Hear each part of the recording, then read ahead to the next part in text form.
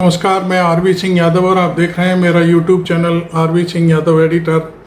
आज मैं एक बार फिर समाजवादी पार्टी के राज्यसभा सदस्य और तेज तर्रार नेता रामजीलाल सुमन की एक और कहानी आपके सामने लाना चाहता हूं।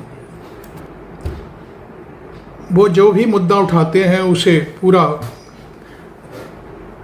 ऊपर से नीचे तक सारी जानकारियां हासिल करके मुद्दे को ले जाते हैं। आज उन्होंने राज्यसभा में हाथरस जनपद का जो सिकंदराडाऊ तहसील है उसके गांव फुलरई और मुगलगढ़ी के जो दो गांव थे, वहां पर जो घटना हुई थी भोले बाबा के सत्संग के दौरान 2 जुलाई के आसपास, उस मुद्दे को एकदम से अपनी जबान में हरा कर दिया। और इस मुद्दे को उन्होंने इस तरह से उठाया कि सरकार, मैं समझता हूं कि जो भी सहयोग करती है उसमें भी दोहरा मापदंड अपनाती है। उनके जो वीडियो जो उन्होंने राज्यसभा में बोला है उससे मेरे को यही लगता है। तो पहले आप उस वीडियो को ही देख लें जो रामजीलाल सुमन ने राज्यसभा में जो बात कही है, तो उसको मैं आपको दिखाता हूं।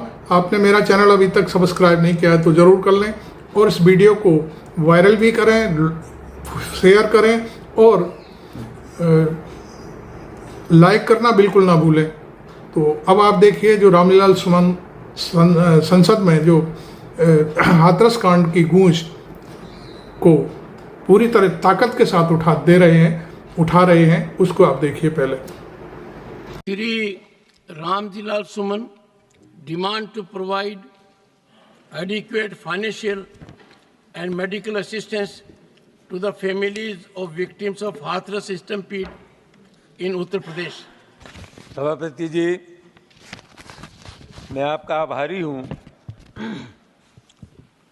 2 जुलाई को उत्तर प्रदेश के हाथरस जनपद के सिकंदराऊ क्षेत्र के 2 गांव फुलरई और मुगलगढ़ी में सत्संग के दौरान यकायक हादसे में 123 लोग मारे गए और जाने कितने लोग घायल हुए उसका तो कोई हिसाब ही नहीं है।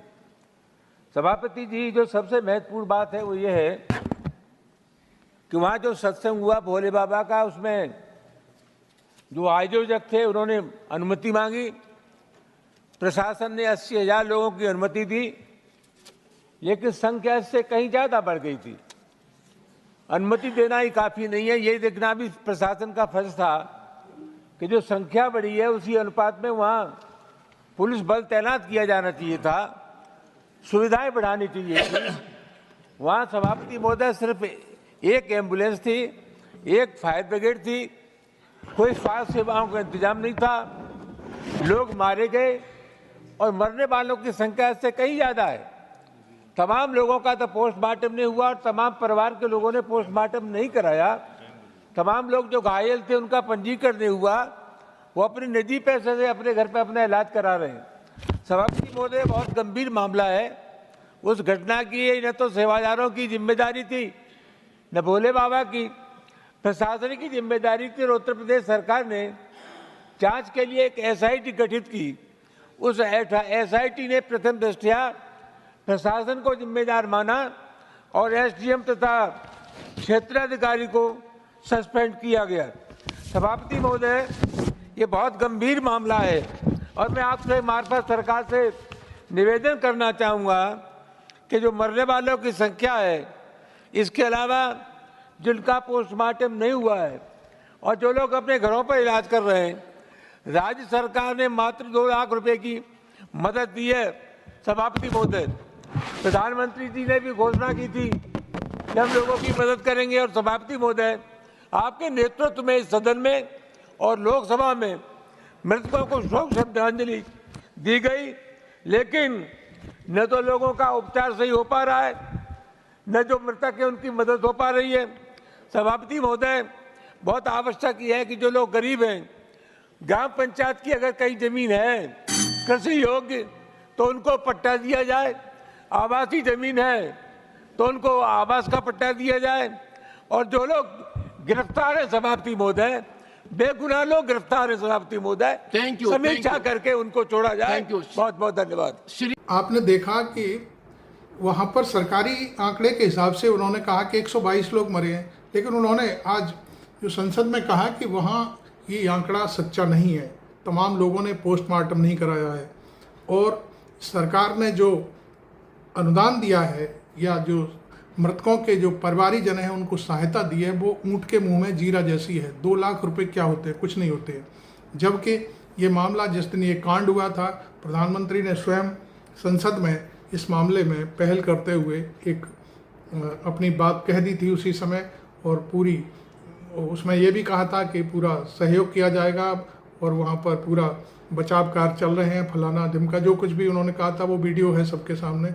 लेकिन सरकार ने उस मामले में कुछ लोगों को गिरफ्तार किया जिनकी गिरफ्तारी बिल्कुल औचित्यहीन है। ये बात भी उन्होंने उठाई कि ये गिरफ्तारियां बिल्कुल नहीं होनी चाहिए, क्योंकि जिन लोगों ने ये आयोजन किया था उन्होंने बाकायदे सरकारी जो अधिकारी हैं उनसे बाकायदे परमिशन ली थी, जिसमें 80,000 लोगों के आने का अनुमान जाहिर करते हुए इस तरह की व्यवस्था की थी।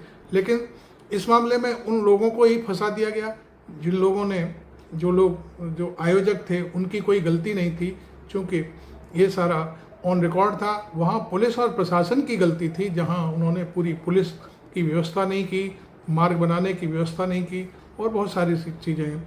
सुमन के इस जो आज मुद्दा उठाया है उन्होंने, ये अभी एकदम से सुप्त हो गया था और सुमन ने आज इसको एक बार से फिर जागृत कर दिया है। और इस अपने राज्यसभा में जो दिए गए भाषण के अनुसार उन्होंने जो बात कही है वो बहुत ही मार्केबल है, और मैं समझता हूँ उनका भाषण यह संकेत देता है कि जो राज्य सरकार है या भारत सरकार है वो दलितों की हितैषी बिल्कुल नहीं है। दलितों की हितैषी होती तो मैं समझता हूँ, उनका जो कहना है, लगभग 5 लाख से कम तो मुआवजा मिलता ही नहीं किसी भी रूप में। और ये सरकार ने बिल्कुल दोहरा मापदंड अपनाया है। कहीं और दूसरी जगह घटनाएं हो जाती हैं, किसी भी जगह एक्सीडेंट हो जाते हैं, सरकार वहाँ बहुत लंबा चौड़ा खर्चा देती है, सारी चीज़ें देती है। चूँकि ये मामला दलितों से जुड़ा हुआ है, ये बात सुमन ने नहीं कही है, लेकिन मैं इस बात को खुद कह रहा हूँ कि चूँकि वो दलितों से जुड़ा हुआ है, भोले बाबा से जुड़ा हुआ है और उनकी भीड़ से जुड़ा हुआ है, उनके अनुयायियों से जुड़ा हुआ है, इसलिए उनके साथ ये इस तरह का व्यवहार किया गया है। तो आपको ये मेरा एनालिसिस और सुमन जी का जो वीडियो है, जो राज्यसभा में उन्होंने बात कही है, ये कैसा लगा ज़रूर बताएं। वीडियो को शेयर ज़रूर करें और मेरे चैनल को सब्सक्राइब करें। Thank you very much. मैं आरवी सिंह यादव।